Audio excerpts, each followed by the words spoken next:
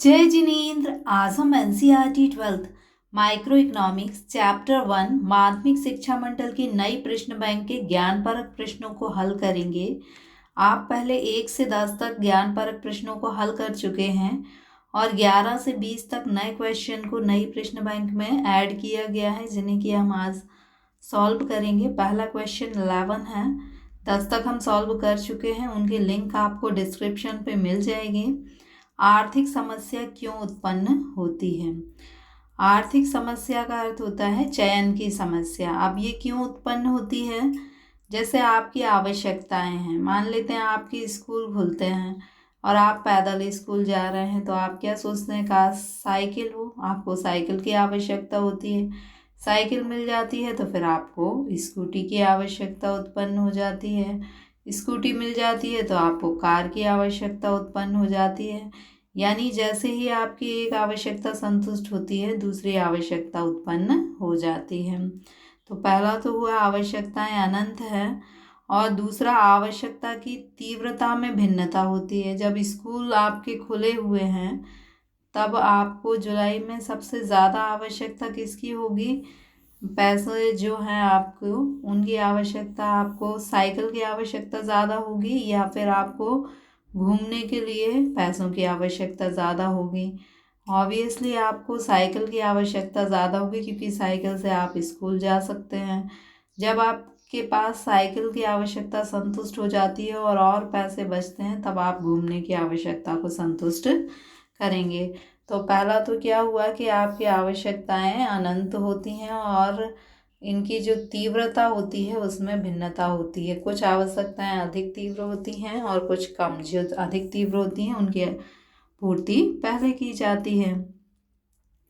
दूसरा, आवश्यकता की संतुष्टि के जो साधन होते हैं वो जैसे एक व्यक्ति है, उसके पास साधन क्या है, उसके पैसे हैं, उसी से वो बैग खरीद सकता, कॉपी किताब बच्चा सब खरीद सकता है। एक राष्ट्र के लिए संसाधन भी सीमित होते हैं। इन्हीं संसाधनों से राष्ट्र की आवश्यकताओं की पूर्ति की जा सकती है।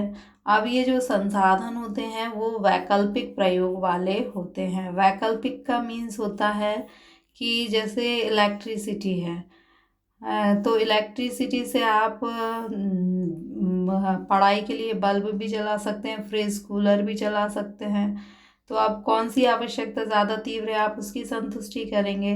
तो अब समस्या उत्पन्न होती है कि जो साधन हैं आपके पास या एक देश के पास, उन्हें किस आवश्यकता की संतुष्टि में लगाया जाए। तो पहला था आवश्यकताएं अनंत होती हैं और उनकी तीव्रता में भिन्नता होती है। दूसरा, साधन सीमित होते हैं और वैकल्पिक प्रयोग वाले होते हैं।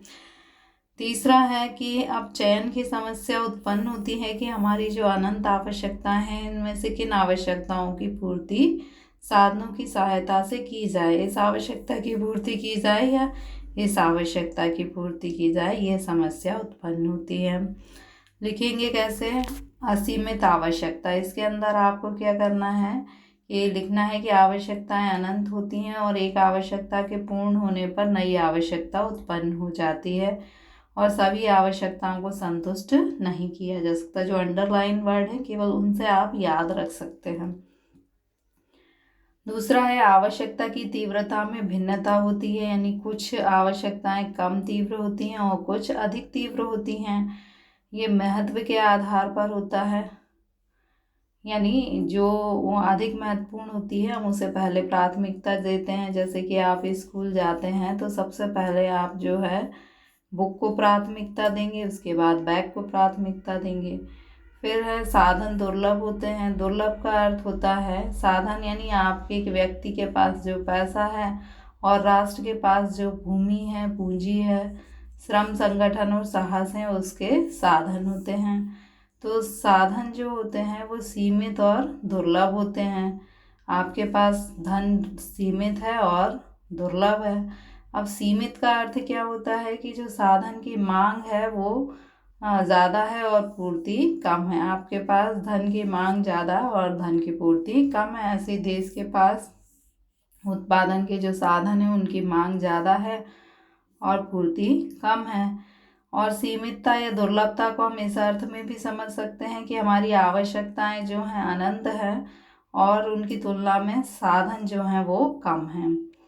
तो हमने क्या देखा कि मनुष्य की आवश्यकताएं असीमित होती हैं और उनकी तीव्रता में भिन्नता होती है। तो आप आवश्यकता के 2 पॉइंट है, एक तो आवश्यकताएं असीमित होती हैं और दूसरा उनकी तीव्रता में भिन्नता होती है। ऐसे ही संसाधन के 2 पॉइंट हैं, पहला है कि संसाधन सीमित होते हैं और दूसरा पॉइंट है कि संसाधन जो है वो वैकल्पिक प्रयोग वाले होते हैं, यानी बिजली से हम कूलर भी चला सकते हैं, पंखा भी चला सकते हैं, फ्रिज भी चला सकते हैं। तो समस्या आती है कि हम किस आवश्यकता की पूर्ति के लिए किस संसाधन को लगाएं। फिर चयन की समस्या उत्पन्न होती है कि किस आवश्यकता जो है उसकी पूर्ति की जाए। हमारे पास सीमित संसाधन हैं और बहुत सारी आवश्यकताएं हैं, तो किस आवश्यकता की पूर्ति में किस संसाधन को लगाया जाए, यह चयन की समस्या है। तो आपको याद कैसे रखना है पॉइंट्स को कि आवश्यकता के 2 पॉइंट हैं, आवश्यकता असीमित है और उनकी तीव्रता में भिन्नता होती है। संसाधन के 2 पॉइंट है, संसाधन सीमित हैं और वैकल्पिक प्रयोग वाले हैं और इसलिए चुनाव की समस्या उत्पन्न होती है। Why does an economic problem arise? Economic problem क्यों अराइज होती है, उत्पन्न होती है? First one is unlimited resources. जो रिसोर्सेज हैं वो अनलिमिटेड हैं और सभी जो आपकी रिक्वायरमेंट है उनको फुलफ़िल करना संभव नहीं होता। Second one is difference intensity of requirement. आपकी जो रिक्वायरमेंट है उनकी इंटेंसिटी में डिफरेंस होता है, कुछ मोर इंटेंसिव होती हैं, कुछ लेस इंटेंसिव होती हैं। ये जो है उनकी इम्पॉर्टेंस के अकॉर्डिंग होता है। लिमिटेड एंड स्केर्स रिसोर्सेज, आपके जो रिसोर्सेज हैं वे लिमिटेड हैं। लिमिटेड का मीन्स है कि उनकी डिमांड ज़्यादा है, सप्लाई कम है, हमारी रिक्वायरमेंट्स ज़्यादा हैं। टूल्स मीन्स हमारे पास जो फुलफ़िल करने के लिए जो इंस्ट्रूमेंट है, रिसोर्सेज हैं, वो कम हैं। अल्टरनेटिव यूज़ ऑफ रिसोर्सेज, जो रिसोर्सेज हैं वो अल्टरनेटिव यूज़ वाले हैं उन्हीं resources. Means for example electricity से हम कूलर, फ्रिज, फैन सभी में इसका यूज़ कर सकते हैं। तो प्रॉब्लम अराइज होती है कि किस रिसोर्स को किस जो है आवश्यकता की पूर्ति के लिए लगाया जाए। Last one is problem of choice. Choice की प्रॉब्लम होती है कि रिसोर्सेज लिमिटेड हैं और रिक्वायरमेंट अनलिमिटेड है, तो किस रिसोर्स को किस रिक्वायरमेंट को फुलफ़िल करने में लगाया जाए। Thank you.